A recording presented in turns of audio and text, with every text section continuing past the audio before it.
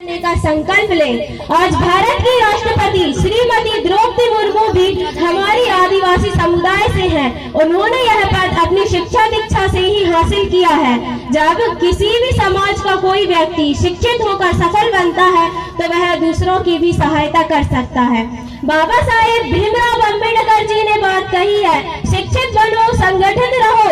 हम लोग शिक्षित होंगे तभी तो अपने समाज के हितों के लिए लड़ पाएंगे। असल में हमारी अनपढ़ता और आडंबर हमारी सबसे बड़ी कमजोरी है।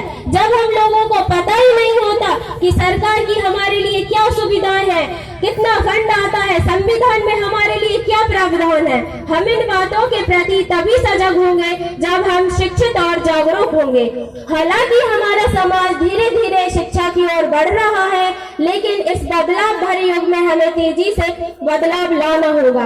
हमने देखा है कि अक्सर बड़े बड़े नेता लोग हम आदिवासियों की गौरव गाथा सुनाकर और हमारी संस्कृति का बखान मात्र करके हमारा नाजायज फायदा उठाते हैं। भारत में लगभग 10 करोड़ आदिवासी हैं। उनके उत्थान के लिए सरकार से पैसा भी आता है और जन सुविधाएं भी आती हैं, लेकिन हमारी कमजोरियों की वजह से अधिकारी और राजनीतिक लोग हमारा पैसा हड़प जाते हैं, जिस कारणवश हम लोग आज भी अपनी मूलभूत आवश्यकताओं के लिए जूझ रहे हैं। एक बात मैं आप लोगों से स्पष्ट रूप से कहूंगी कि यदि हम लोग अपनी समाज को आगे लाना चाहते हैं तो हमें खुद को आगे लाना होगा। सत्ता में भागीदारी सुनिश्चित करनी होगी। इसके लिए हमें बेशक संगठन बनाना पड़े या अपने हितों के लिए एक होकर लड़ना पड़े। लड़ो, लड़ नहीं सकते तो बोलो, बोल नहीं सकते तो लिखो, लिख नहीं सकते तो साथ दो, साथ नहीं दे सकते तो लोगों का मनोबल बढ़ाओ। यदि वो भी नहीं कर सकते तो जो कार्य कर रहे हैं उनका मनोबल मत तोड़ो। इंसान जीता है, पैसे कमाता है, खाना खाता है और अंत में मर जाता है।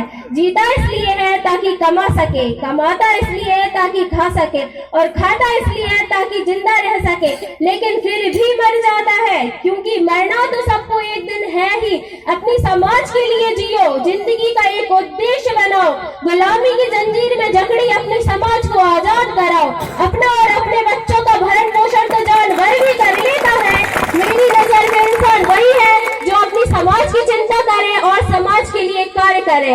इसी के साथ आप सभी ने मुझे इस कार्यक्रम का हिस्सा बनाया है, इसके लिए मैं आप सभी का बहुत बहुत आभार प्रकट करती हूँ। सेवा सेवा सेवा जोहार।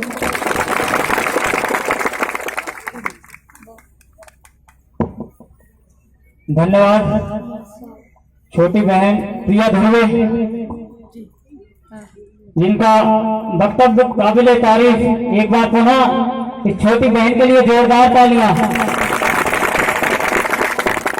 और एक बार फिर माहौल बनाते हैं अपन। खड़ा पेड़ का, खड़ा पेड़ का। और वक्तव्य की इसी बेला में हमारे बीच एक और मुख्य अतिथि के रूप में पधारे हैं जिला बड़वानी से सतीश दौड़बे